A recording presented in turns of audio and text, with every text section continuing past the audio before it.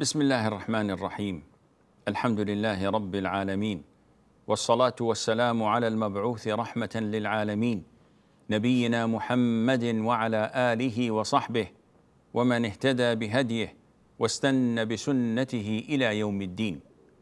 أما بعد, one of the pillars of Islam, and there are 5 pillars as you know, is Hajj, the sacred pilgrimage. It is the journey of a lifetime. It is once in every Muslim's life obligation. And if he does more than that, that's good. But the minimal requirement is once in a lifetime. In it, you see the poor and the rich. You see the old and the young. You see the righteous and the sinful. You see the black and the white. All of them coming to this limited area, this sanctuary. You cannot tell who's who. You cannot distinguish between them.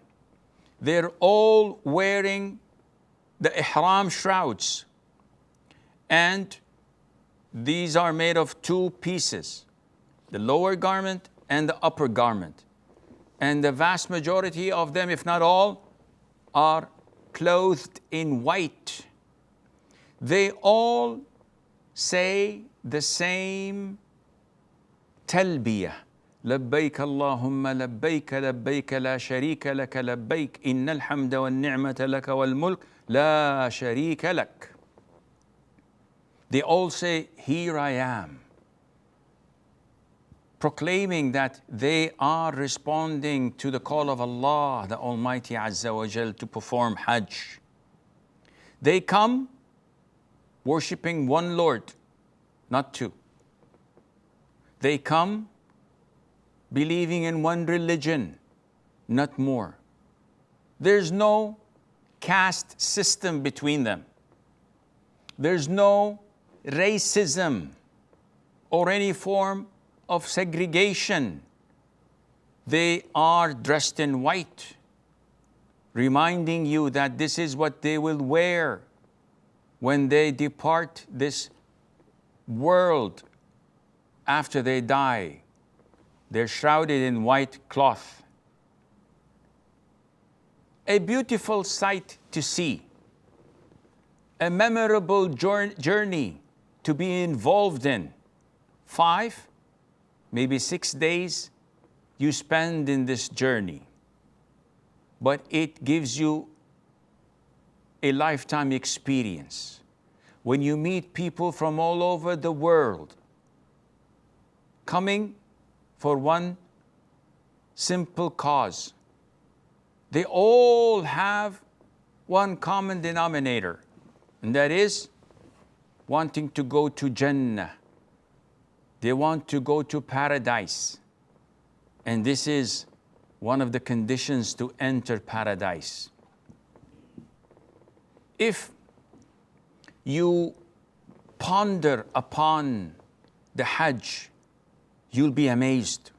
So many lessons to be learnt. So many prophecies that came to reality. Imagine, the Prophet ﷺ, once teaching his companions, he appointed to them areas, designated to them special places for whomever is coming to the holy shrines. When he passes by these places, he must assume ihram. So he said Dhul Hulayfa is for Medina. There's no problem in that. Medina is a Muslim city. But then he said Yalamlam is the people of Yemen, for the people of Yemen. And the people of Yemen were not Muslims fully at the time. And then he set al-Juhfa for the people of Asham and Egypt. And these countries, the Levant area, alongside with Egypt, were a kafir country. They were disbelievers.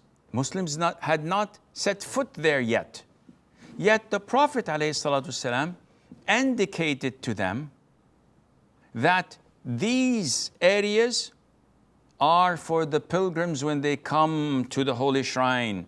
They have to assume their ihram from there. Though these areas were all kafir countries and areas, which shows you that the Prophet ﷺ was giving a prophecy that all of these places will become Muslim land. And so it was. They've all, within few decades, or if not less, they all embraced Islam, reverted to Islam. And these countries till date, after 15 centuries, are still Muslim lands. No compulsion. No force was used or is used. And the people are Muslims by choice. And this shows you that the prophecies of the Prophet ﷺ all came to existence.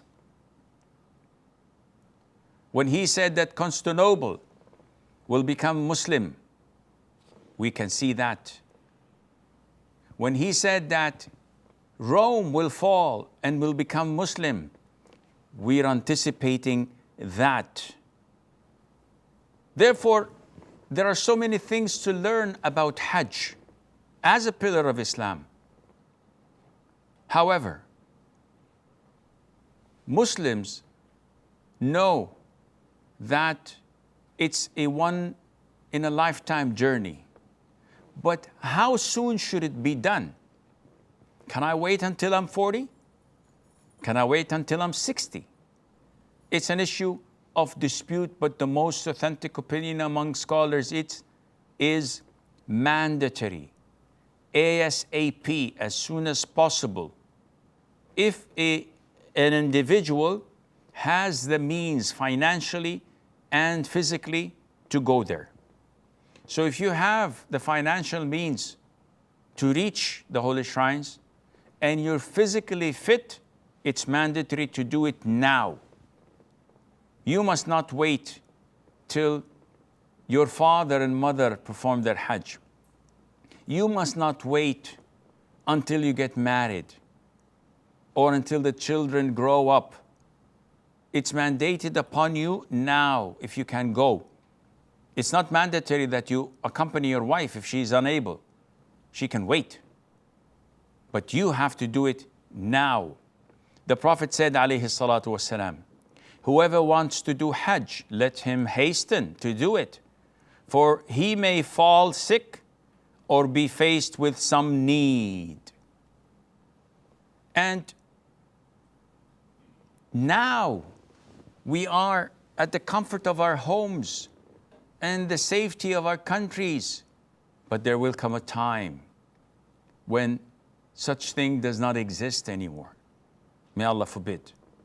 The Prophet said, alayhi salatu wasalam, enjoy this house, referring to the Kaaba. So for us, living close by, we enjoy it. We go once a month and we try to pray as much as we can because it's close by. It's an hour drive. The Prophet says, alayhi salatu wasalam, enjoy this house, for it was demolished twice before, and in the third time, it will be uplifted.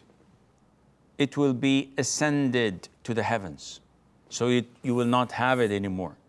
So this is a recommendation from the Prophet ﷺ to make use of this blessing that we have before it's too late. What's the reward of Hajj? So I've done my Hajj. Should I do it again? Of course you should do it again. If you can, definitely you should do it again. The Prophet said, alayhi salatu wasalam, Allah the Almighty says in Al-Hadith Al-Qudsi, a servant of mine whom I gave him a healthy body, and I expanded his provision, if he does not come to me, meaning for pilgrimage or umrah, every 5 years, then he is deprived of Allah's mercy, deprived of Allah's forgiveness, deprived of Allah's provision. Every 5 years you have to try your level best to come and visit for Hajj, if not, then for Umrah. And the Prophet said, alayhi salatu wassalam, whoever performs Hajj and does not commit any obscenity or commit any evil will go back free of sins as on the day his mother bore him. So you don't use any obscenity. You're not obscene in what you say. And you don't do any evil act. And while you are in the state of ihram, there's no hanky-panky, no intimacy with the missus until you get out of the state of ihram. If you succeed in doing that, there's nothing more rewarding than to know Allah has cleared your records of bad deeds. And the Prophet said, alayhi salatu, an accepted Hajj brings no reward but paradise. It is essential for everyone who's going to Hajj to learn the pillars, the obligatory acts, the recommended sunnah, so that you perform your Hajj correctly.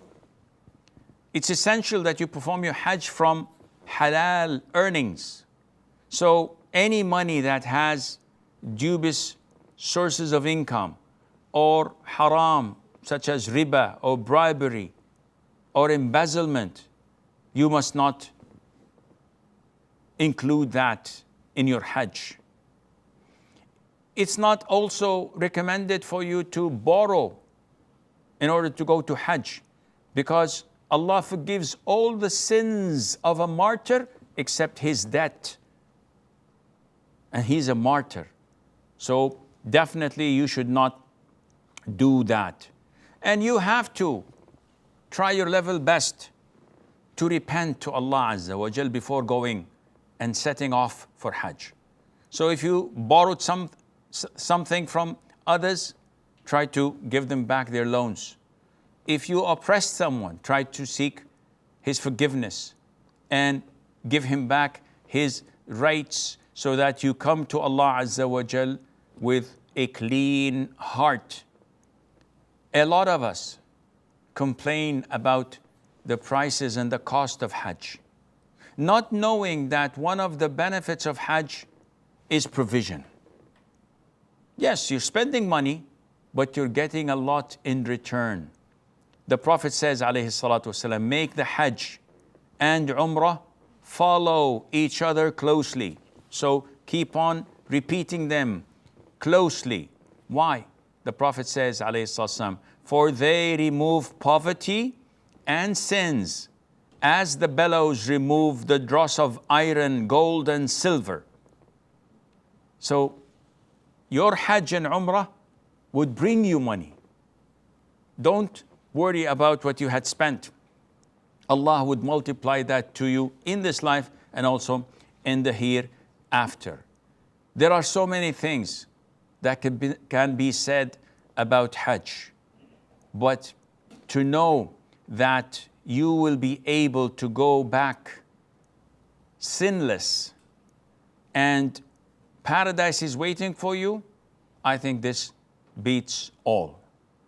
هذا والله أعلم ونسبة العلم إليه أسلم وصلى الله وسلم وبارك على نبينا محمد وعلى آله وصحبه أجمعين.